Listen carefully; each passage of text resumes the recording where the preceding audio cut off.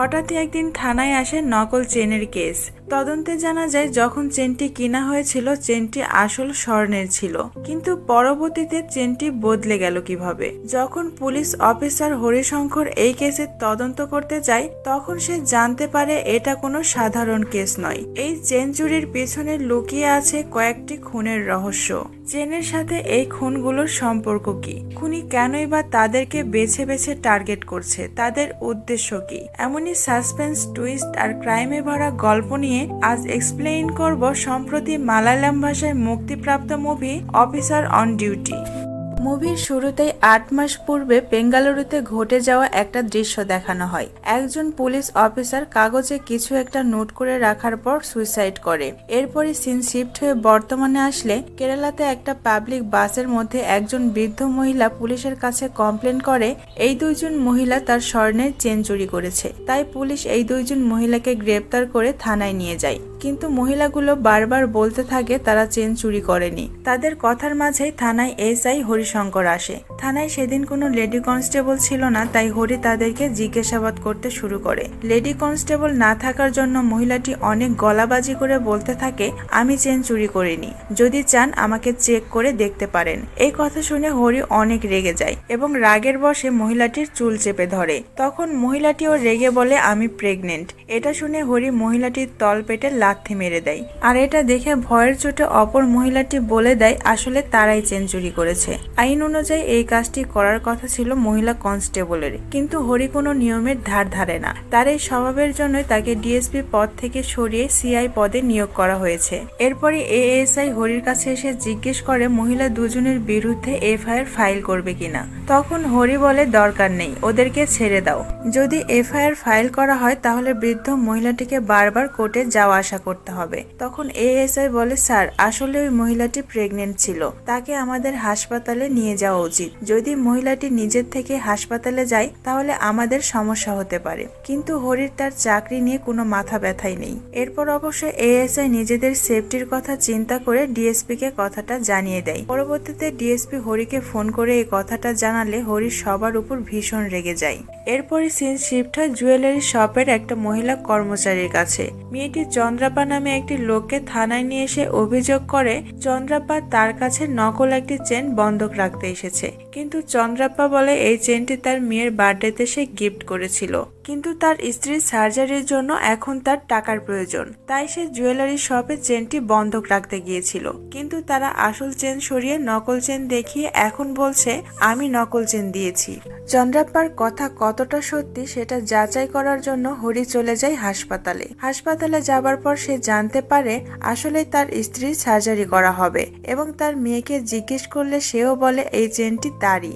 কিন্তু চন্দ্রাপ্পার মেয়ের কথাবার্তা এবং বডি ল্যাঙ্গুয়েজ দেখে হরির একটু সন্দেহ হয়। তাই হরি চন্দ্রাপ্পার মেয়েকে আলাদা একটা জায়গায় ডেকে নিয়ে যেয়ে জিজ্ঞেস করে এই চেনটি আসলেই তোমার কিনা। তখন মেয়েটি বলে আসলে আমার একজনের সাথে সম্পর্ক ছিল, তখন আমি তাকে চেনটি দিয়েছিলাম, কিন্তু পরবর্তীতে সে আমাকে ধোঁকা দিয়েছে, তাই বাবার ভয়ে আমি নকল চেন তৈরি করেছি। এটা শোনার পর হরি হাসপাতালে বলে দেয় তারা যেন চন্দ্রাপ্পার স্ত্রীর সার্জারি করে ফেলে, কিন্তু টাকাটা দিতে চন্দ্রাপ্পার একটু দেরি হবে এবং চন্দ্রাপ্পাকে বলে দেয় তার স্ত্রীর সার্জারি শেষ হয়ে গেলে সে যেন তার মেয়েকে নিয়ে থানায় আসে, কিন্তু সে এটা বলে না কেন তার মেয়েকে নিয়ে থানায় যেতে হবে। এরপরে হরি তার দুজন সহকর্মীকে সেই চেনের ছবি পাঠায় এবং তাদেরকে বলে এই চেনটি কোনো জুয়েলারি শপে বিক্রি অথবা বন্ধক রাখা হয়েছে কিনা সেটার ব্যাপারে খোঁজ নিতে। হরির কথা মতো দুজন কনস্টেবল অ্যান্টনি এবং প্রবীণ প্রথমে সেই জুয়েলারি শপে যায় যেই জুয়েলারি শপ থেকে চন্দ্রাপ্পা চেনটি কিনেছিল। সেখানে যাবার পর তারা জানতে পারে আসলে চন্দ্রাপ্পা স্বর্ণের চেন কিনেছিল, কিন্তু পুলিশের কাছে আছে নকল চেন।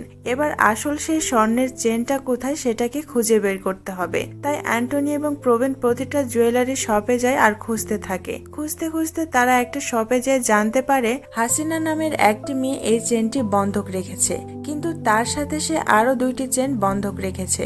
তার মানে মোট 3টি চেন সে বন্ধক রেখেছে এবং সে জুয়েলারির শপ থেকে হাসিনার ডিটেলসও পাওয়া যায়। এরপর প্রবীণ হরিকে কল করলে হরি অ্যান্টনি এবং প্রবীণের সাথে দেখা করতে আসে। হরি আসতেই অ্যান্টনি বলে 3টি চেনই এই শহর থেকেই কিনা হয়েছে। প্রথম চেনটি কিনেছিল চন্দ্রাপ্পা, দ্বিতীয় চেনটি কিনেছিল জোসেফ সেম্বালা নামে একজন ব্যক্তি, কিন্তু তৃতীয় চেনটি কে কিনেছিল সেই তথ্য এখন পর্যন্ত পাওয়া যায়নি। হরি সব ডকুমেন্ট নেওয়ার পরে অ্যান্টনিকে বলে তৃতীয় চেনটি কে কিনেছিল সেটার খোঁজ তাড়াতাড়ি নিতে এবং হরি চলে যায় জোসেফের বাসায়। জোসেফের বাসায় যাওয়ার পর জানতে পারে জোসেফ একজন পুলিশ অফিসার ছিল এবং সে 8 মাস আগেই মারা গেছে, অর্থাৎ মুভির প্রথমে আমরা যাকে দেখেছিলাম। হরি চেনটি দেখালে জোসেফের স্ত্রী বলে এই চেনটি আমার মেয়ের। তখন হরি জোসেফের মেয়েকে জিজ্ঞেস করলে মেয়েটি বলে এই চেনটি আমারই। আমি যখন কলেজ থেকে ফিরছিলাম তখন একটা লোক বাইকের পিছন থেকে গলা থেকে টান দিয়ে চেনটি ছিঁড়ে নিয়ে গিয়েছিল।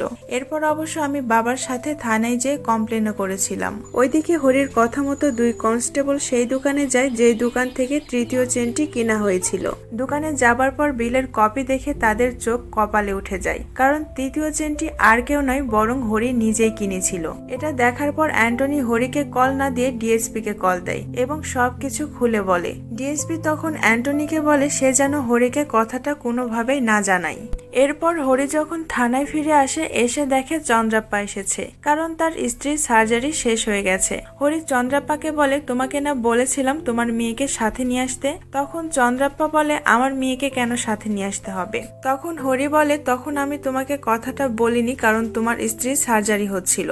আসলে চেনটি তোমার মেয়ে বদল করেছে। তোমার মেয়ের একটা ছেলের সাথে সম্পর্ক ছিল, তারপর সেই ছেলেটি তোমার মেয়েকে রেপ করে তাকে ধোঁকা দিয়ে চেনটি নিয়ে চলে গেছে। তোমার মেয়েকে নিয়ে আসতে বলেছিলাম এই জন্য কারণ তোমার মেয়ের কাছ থেকে স্টেটমেন্ট নিয়ে আমরা যেন কেস ফাইল করতে পারি। এটা শুনে চন্দ্রাপ্পা কিছুতেই বিশ্বাস করতে চাইছিল না। তাদের কথার মাঝে ডিএসপি হরিকে কল করে বলে তার সাথে দেখা করতে, তাই হরি চলে যায় ডিএসপির চেম্বারে। হরি আসতেই ডিএসপি বলে শুনলাম তুমি নাকি একটা কেস নিয়ে তদন্ত করছো। হরি বলে হ্যাঁ, সকালে একটা নকল চেনের কেস এসেছিল, কিন্তু তদন্ত করতে যেয়ে দেখা যায় এই চেনগুলো যারাই কিনেছে তাদের সঙ্গে কোনো না কোনো অঘটন ঘটেছে। প্রথম চেনটি যে কিনেছিল তার মেয়েকে রেপ করা হয়েছে, দ্বিতীয় চেনটি যে কিনেছিল সে সুইসাইড করেছে, কিন্তু তৃতীয় চেনটি কে কিনেছে সে ব্যাপারে এখনো কোনো তথ্য পাওয়া যায়নি। তৃতীয় চেনের ব্যাপারে যখন কোনো তথ্য পাওয়া যাবে তখনই সবকিছু ক্লিয়ার ভাবে বোঝা যাবে। সবাই মিলে হরির কাছ থেকে এই কথাটা গোপন করলো কেন সেটা আমরা কিছুক্ষণ পরেই জানতে পারবো। সবকিছু শোনার পর ডিএসপি বলে সাইবার ক্রাইম টিমের 1 মাসের ট্রেনিং হবে। এসপি তোমার নামটি রিকমেন্ড করেছে, কালকেই তোমাকে যেতে হবে। এটা শোনার পর হরি সেখান থেকে চলে যেতেই দেখে অ্যান্টনি ডিএসপির সাথে দেখা করতে এসেছে। অ্যান্টনিকে দেখে হরি খুব ভালোভাবে বুঝতে পারে আসলে ডিএসপি তাকে এই কেস থেকে সরানোর জন্য ট্রেনিং এ পাঠাচ্ছে। এরপর অবশ্য হরি ডিএসপির চেম্বারে যেয়ে বলে আমাকে কেস থেকে সরানোর জন্য ইচ্ছে করে আপনারা আমাকে ট্রেনিং এ পাঠাচ্ছেন যেন এই কেসের তদন্ত বন্ধ হয়ে যায়, কিন্তু আমি যেখানেই থাকি না কেন এই কেসের তদন্ত আমি করেই ছাড়বো। এরপর হরি বাসায় যেয়ে হরির স্ত্রী গীতা এবং হরির মেয়ে মন্নুকে বলে হরি 1 মাসের জন্য ট্রেনিং এ যাবে এবং কালকেই রওনা দিবে। ঠিক তখনই হরির কাছে কল আসে। অপর পাশ থেকে বলে চন্দ্রাপ্পার মেয়ে সুইসাইড করেছে। এটা শুনে হরি সাথে সাথে সেখানে চলে যায়। অবশ্য হরি সেখানে পৌঁছানোর আগে ডিএসপি সেখানে পৌঁছে গেছে। হরি সেখানে যাওয়া মাত্রই চন্দ্রাপ্পা তার মেয়ের মৃত্যুর জন্য হরিকেই দায়ী করতে থাকে, কারণ চন্দ্রাপ্পা এফআইআর ফাইল করতে না চাইলেও হরি এফআইআর ফাইল করেছে। হরি ভিতরে যে চন্দ্রাপ্পার মেয়ের ঝুলন্ত লাশ দেখে হঠাৎই অদ্ভুত আচরণ করতে থাকে। এরপর সে বাসায় ফিরে গীতাকে বারবার বলতে থাকে আমার মেয়ে নীলা কোথায়। গীতা হরিকে শান্ত করার চেষ্টা করে, কিন্তু হরি কিছুতেই শান্ত হচ্ছে না। সে এক পর্যায়ে গীতার গলা চেপে ধরে বারবার বলতে থাকে নীলা কোথায়, আমি ওর সাথে দেখা করব। তখন গীতাও ভীষণ রেগে যেয়ে বলে তোমার জন্যই আমাদের মেয়ে মারা গেছে, তুমি আমার মেয়েকে মেরে ফেলেছো। এখান থেকে আমরা জানতে পারি হরির বড় মেয়ের নাম নীলা ছিল আর সে মারা গেছে। নীলা কিভাবে মারা গেছে আর গীতা কেনই বা হরিকে নীলার মৃত্যুর জন্য দায়ী করছে সেটা জানার জন্য আমাদেরকে কয়েক মাস পিছনে নিয়ে যাওয়া হয়। হরি শ্যাম নামের একটা ছেলেকে গ্রেপ্তার করেছে আর এই বিষয়টা নিয়ে ডিএসপি এসআই এর সাথে কথা বলছে। আসলে বেশ কয়েক বছর আগে শ্যাম একটা নাবালিকা মেয়েকে প্রেমের জালে ফাঁসায়। এরপর মেয়েটিকে ধোঁকা দিলে মেয়ের ফ্যামিলি নিজেদের সম্মান রক্ষার জন্য থানায় কেস ফাইল করতে চায় না, কিন্তু ASI Thomas POCSO case file করে। পরবর্তীতে অবশ্য মেয়েদের ফ্যামিলি এসে থমাসের কাছে রিকোয়েস্ট করলে থমাসের কিছুই করার থাকে না, কারণ ততদিনে কেসটি চাইল্ড ওয়েলফেয়ার কমিটির কাছে চলে গেছে। আর এই বিষয়টার জের ধরে শ্যাম এএসআই থমাসের মেয়েকে প্রেমের জালে ফাঁসায় এবং তাকে ড্রাগস দেওয়ার পর রেপ করে সেটার ভিডিও ধারণ করে। পরবর্তীতে সেই ভিডিও মেয়েটিকে দেখালে মেয়েটি সুইসাইড করে। সবকিছু শোনার পর এসআই বলে শ্যামের বিরুদ্ধে এমনভাবে কেস ফাইল করো যাতে ও কিছুতেই জেল থেকে বাইরে বের হতে না পারে। তাদের কথার মাঝে জুনিয়র অফিসার এসে ডিএসপি কে বলে একটা সমস্যা হয়ে গেছে, আর সেটা শোনা মাত্রই ডিএসপির সাথে সাথে হরির ওয়াইফ গীতার কাছে কল দেয় এবং গীতাকে বলে যে কোনো একটা অজুহাত দেখিয়ে হরিকে এখান থেকে বাসায় নিয়ে যাওয়ার চেষ্টা করো। গীতা ও ডিএসপির কথা মতো তাই করে। হরি বাসার দিকে রওনা দিতেই যাবে তখনই এএসআই থমাস থানায় আসে। এএসআই থমাসকে থানায় আসতে দেখে হরির একটু সন্দেহ হয়, তাই হরি বাসায় না যেয়ে থমাসের পেছন পেছন আবারও ভিতরে যায়। ওইদিকে শ্যামকে অ্যারেস্ট করে বেঁধে রাখা হয়েছে এবং শ্যামের ল্যাপটপ চেক করার পর সেখানে থমাসের মেয়ের ভিডিও পাওয়া গেছে। সেই ভিডিওটা থমাস দেখার পর ভীষণ রেগে শ্যামকে মারতে যায়, আর ঠিক তখনই সেখানে হরি চলে আসে। সবাই মিলে থমাসকে কোনো রকমে আটকায়, আর হরিকে দেখে এসআই ল্যাপটপটি লুকাতে চাইছিল। ওইদিকে শ্যামও চিৎকার করে বলতে থাকে, তোমার মেয়ের ভিডিও শুধু ল্যাপটপেই নেই, ওই ভিডিওর কপি আরো অনেক জায়গাতে আছে। আমি তোমার মেয়ের ভিডিও অনলাইনে ভাইরাল করে দিব। এসব শুনে হরি ল্যাপটপ চেক করতে যায়, কিন্তু এসআই কিছুতেই হরিকে ল্যাপটপ চেক করতে দিবে না। কিন্তু হরিও নাছর বান্দা, সে জোর করে ল্যাপটপটি চেক করে। আর ভিডিওটা অন করতে প্রথমে যে ভিডিওটা চালু হয় সেটা হরির মেয়ে নীলার ভিডিও। মূলত এই জন্যই সবাই চাইছিল হরি যেন থানা থেকে বাসায় চলে যায়, আর এই ভিডিওটা হরি যেন দেখতে না পায়, সেজন্য এসআই ল্যাপটপ লুকাতে চাইছিল। কিন্তু যেখানে বাঘের ভয় সেখানেই সন্ধ্যা হয়। তারা যেই ভয়টা পাচ্ছিল সেটাই হলো। হরি ভীষণ রেগে সেই ল্যাপটপটা দিয়ে শ্যামকে মারতে মারতে সেখানেই মেরে ফেলে। ওইদিকে নীলা তার মাকে কাঁদতে কাঁদতে বলতে থাকে, আমি কোনো কিছু ইচ্ছে করে করিনি, আমাকে ঠকানো হয়েছে। গীতা ও নীলাকে শান্ত করার চেষ্টা করে। তাদের কথার মধ্যেই হরি বাসায় চলে আসে, আর এসেই ভীষণ রেগে নীলার ঘরের দিকে যেতে থাকে। গীতা হরিকে আটকানোর পর বারবার বলতে থাকে, আমাদের মেয়ে ইচ্ছে করে কোনো কিছু করেনি, ওকে ঠকানো হয়েছে, ড্রাগস দেওয়া হয়েছে। কিন্তু হরি বলে, আমি নিজের চোখে সেই ভিডিওটা দেখেছি। ভিডিও দেখে কোনোভাবে মনে হচ্ছিল না ওর সাথে জোর করা হয়েছে, ও ইচ্ছে করে সবকিছু করেছে। এরপরই হরি গীতাকে ধাক্কা দিয়ে সরিয়ে লাথি মেরে মেরে দরজা ভেঙে ফেলে, আর রুমের ভিতরে যেতেই দেখে তার মেয়ের লাশ ঝুলছে। এটা দেখে সে সেখানে অজ্ঞান হয়ে যায়। এটাই ছিল হরির মেয়ে নীলার মৃত্যুর রহস্য। আর এই ঘটনার জন্য ডিএসপি সহ বাকি সব পুলিশ সদস্যরা হরির কাছ থেকে সবকিছু গোপন রাখার চেষ্টা করছে, যাতে সে কোনো কিছু জানতে না পারে। আর হরি যখনই তার মেয়ের মৃত্যুর সাথে মিল আছে এমন কোনো মেয়ের মৃত্যু চোখের সামনে দেখে, তখন সে অটোমেটিকলি অসুস্থ হয়ে যায় এবং হরির ওয়াইফ গীতা তার মেয়ের মৃত্যুর জন্য হরিকেই দায়ী করে। আর এই কারণেই সে হরির কাছ থেকে এখন ডিভোর্স নিতে চাইছে। সিন বর্তমানে আসলে হরিকে হাসপাতালে দেখা যায়, কারণ সেদিন রাতে চন্দ্রাপ্পার মেয়ের ঝুলন্ত লাশ দেখে হরির অদ্ভুত আচরণের জন্য তাকে হাসপাতালে নেওয়া হয়েছিল। ডক্টর বলে হরি একদমই ঠিক আছে। আসলে তার মেয়ের মতো করে মারা গেছে এমন কোনো মৃত্যু দেখলেই হরির তার মেয়ের কথা মনে পড়ে যায়। হরিও এবার খুব ভালোভাবে বুঝতে পারে তার মেয়ে আর অন্য সকল মেয়েদেরকে ঠকানো হয়েছে। এখান থেকে হরি চলে যায় থমাসের সাথে দেখা করতে, কারণ থমাস আজকেই জেল থেকে ছাড়া পেয়েছে। আসলে সেদিন হরি শ্যামকে খুন করেছিল, আর সেই খুনের দায় থমাস তার মাথায় নিয়েছিল। এই জন্য হরি থমাসকে ধন্যবাদ জানায়, কিন্তু থমাস বলে, সেদিন যদি আপনি শ্যামকে খুন না করতেন তাহলে আমি করতাম। এরপরই হরি ডিএসপির বাসায় যায় তার সাথে কথা বলতে। তাদের কথার মাঝে আমরা এটা জানতে পারি, আসলে সেদিন রাতের ঘটনাটা সবাই গোপন রেখেছে। যদি ঘটনাটা প্রকাশ পেত সেখানে থাকা 7-8 জন পুলিশ অফিসারের চাকরি চলে যেতে পারত।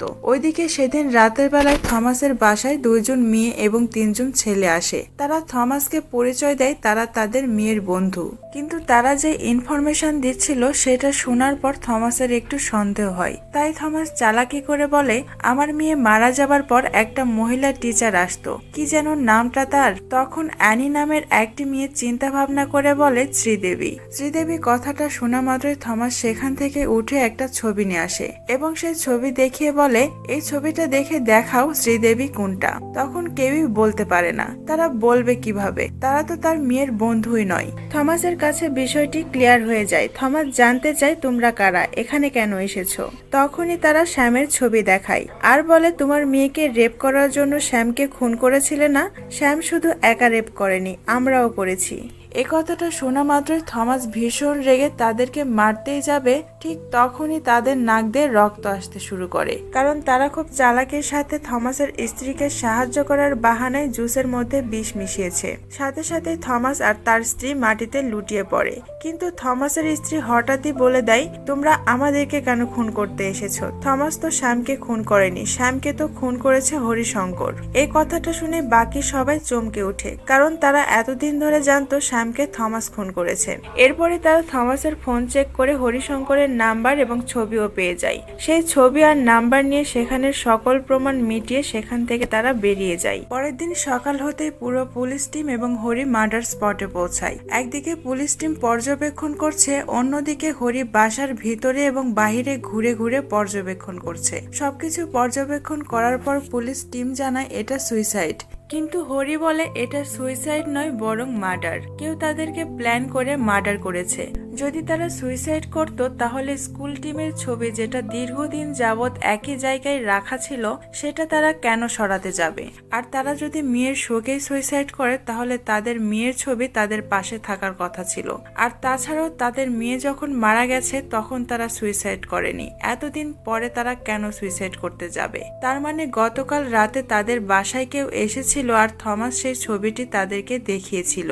অন্যদিকে কিচেনের মধ্যে ট্রের উপর 5টি গ্লাস ধুয়ে উপর করে রাখা আছে, গ্লাসের পানিগুলো এখনো শুকায়নি। অন্যদিকে ময়লার ঝুড়ির মধ্যে 8টি লেবুর খোসা এবং একটি বিশেষ শিশি পাওয়া গেছে। যদি তারা দুইজন সুইসাইডই করতে যেত তাহলে তাদের 2টি গ্লাস এবং 1টি লেবুই যথেষ্ট ছিল। তারা কেন 8টি লেবু কাটতে যাবে এবং 5টি গ্লাস ধুতে যাবে। তার মানে কেউ ইচ্ছে করে ফিঙ্গারপ্রিন্ট মোছার জন্য গ্লাসগুলো ধুয়ে পরিষ্কার করে রেখেছে এবং বাসার মধ্যে কোনো স্ট্রাগলের চিহ্ন পাওয়া যায়নি। এই জন্যই কারণ তারা দরজা জানলা সবকিছু বন্ধ করার পর ছাদে যে একটা টালি সরিয়ে সেখান থেকে বের হয়ে এসেছে। এটা এই জন্যই বলছি কারণ বাকি টালিগুলোতে পাতা পড়ে আছে, কিন্তু একটা টালি শুধুমাত্র পরিষ্কার, তার মানে ওই টালিটি সেখান থেকে কেউ সরিয়েছিল। এদিকে ডিএসপি সাউলও পর্যবেক্ষণ করে দেখে হরি যে কথাগুলো বলছে সবকিছুই ঠিক আছে, তার মানে কেউ ইচ্ছে করে তাদেরকে খুন করেছে। এরপরই হরি প্রবীণকে কল করে এবং বলে যেই মেয়েটি 3টি চেন বন্ধক রেখেছিল খোঁজ নাও এখন সেই মেয়েটি কোথায় আছে। এখান থেকে হরি চলে যায় থমাসের মেয়ে অ্যাঞ্জেলের সাথে দেখা করতে। অ্যাঞ্জেলকে জিজ্ঞেস করলে অ্যাঞ্জেল আগেও যেটা বলেছিল এবারও ঠিক একই কথা বলে, কিন্তু হরি বলে দেখো আমার কাছে মিথ্যা কথা বলো না, আমার কাছে বাকি আরো 2টি চেন আছে যেগুলো আরো 2টি মেয়ের কাছে ছিল, আর তারা সেই মেয়েগুলোর সাথে কি করেছে সেটা আমি জানি, তাই আমাকে মিথ্যা না বলে সত্যিটা বলো। এবার অ্যাঞ্জেল সত্যি কথাই বলে। সে হরিকে বলে আসলে একটা ছেলের সাথে আমার সম্পর্ক ছিল, সে আমাকে ড্রাগস দেওয়ার পর আমাকে রেপ করে আর পরে সেই চেনটা নিয়ে চলে যায়। আমার যখন জ্ঞান ফিরে আসে তখন আমি দেখি আমার গলায় চেন নেই। হরি অ্যাঞ্জেলকে শ্যামের ছবি দেখায় আর জিজ্ঞেস করে এই ছেলেটাই ছিল কিনা। অ্যাঞ্জেল বলে না, ও তামিল ভাষায় কথা বলতো। এরপরই হরি চলে যায় নীলার বন্ধুদের সঙ্গে দেখা করতে, কারণ হরি এখন জানতে পেরেছে তার মেয়েকেও বাকি মেয়েদের মতো ফাঁসানো হয়েছে। নীলার বন্ধুদেরকে শ্যামের ছবি দেখিয়ে জিজ্ঞেস করলে তারা সবাই বলে তারা কেউ তাকে চিনে না। তখন হরি তাদেরকে চেনের কথা জিজ্ঞেস করলে একজন বলে আমি নীলাকে নকল চেন বানাতে সাহায্য করেছিলাম। এরপরই প্রবীণকে নিয়ে হরি সেই মেয়েটির কাছে যায় যেই মেয়েটি চেনগুলো বন্ধক রেখেছিল। মেয়েটিকে জিজ্ঞেস করলে মেয়েটি বলে আমি একটি ক্লোথিং স্টোরে কাজ করি, যখন আমি ট্রায়াল রুম থেকে কাপড়গুলো সরাতে যাচ্ছিলাম তখন একটা প্যান্টের পকেটের মধ্যে একটা ব্যাগের মধ্যে চেনগুলো পেয়েছি।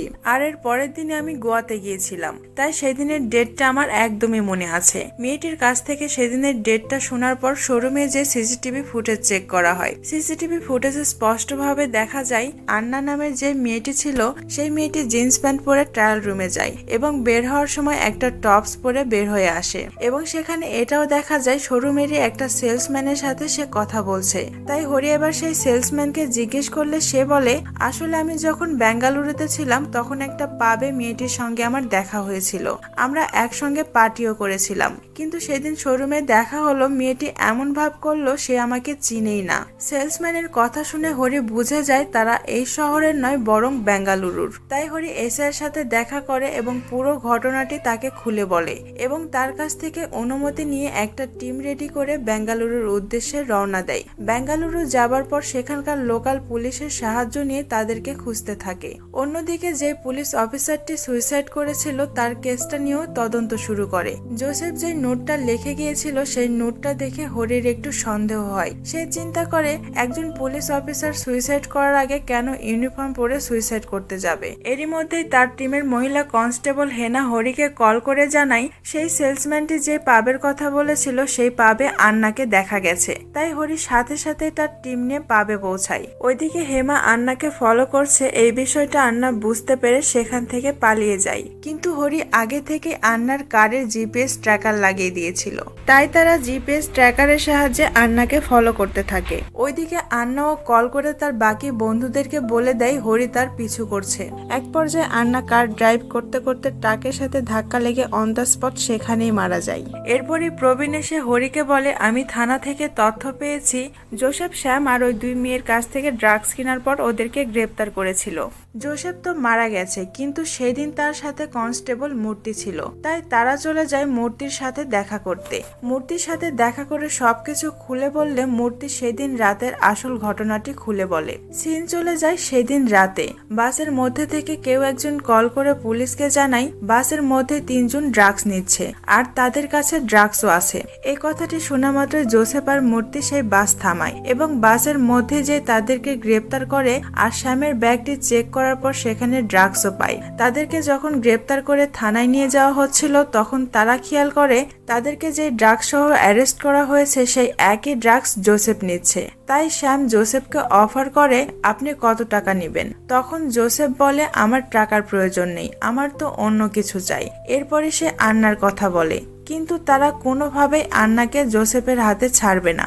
এক পর্যায়ে জোসেফ আন্নার শরীরে টাচ করলে আন্নার রেগে জোসেফের মুখে থুতু মারে। এই রাগে জোসেফ থানায় না যেয়ে তাদেরকে একটা নির্জন জায়গায় নিয়ে যায় এবং শ্যামকে গাড়ির মধ্যে বেঁধে রেখে তাদের দুজনকে সেই রাতেই ধর্ষণ করে। মূলত এই কারণেই তারা প্রতিশোধ নেওয়ার জন্য জোসেফের মেয়েকে প্রথমে প্রেমের জালে ফাঁসায়, তারপর রেপ করে এবং সেই রেপের ভিডিও বানিয়ে সেই ভিডিওটা জোসেফকে দেখিয়ে ব্ল্যাকমেল করে তাকে সুইসাইড করতে বাধ্য করে। জোসেফের সাথে তাদের কি শত্রুতা ছিল সেটা তো আমরা এখন জানলাম, আর থমাসের সাথে তাদের কি শত্রুতা ছিল সেটা তো আমরা আগেই জেনেছি। কিন্তু চন্দ্রাপ্পার সাথে আসলে তাদের কানেকশন কোথায় সেটা জানার জন্য চন্দ্রাপ্পাকে ডাকা হয়। চন্দ্রাপ্পাকে 3 জনের ছবি দেখালে চন্দ্রাপ্পা তাদেরকে চিনতে পারে। চন্দ্রাপ্পা বলে আমি একজন বাসের কন্ট্রাক্টর। সিন চলে যায় সেদিন রাতে।